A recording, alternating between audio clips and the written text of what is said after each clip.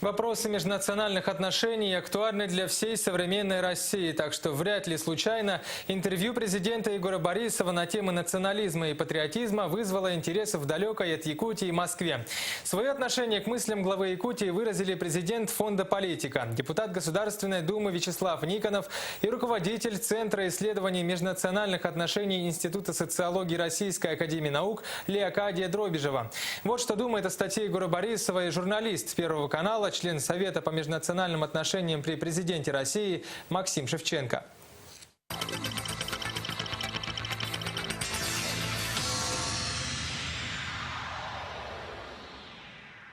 Она появилась более чем вовремя. Тем более она появилась из уст одного из самых уважаемых и авторитетных руководителей одного из самых успешных регионов нашей страны. Одного из регионов, которые дают огромную составляющую долю национального богатства.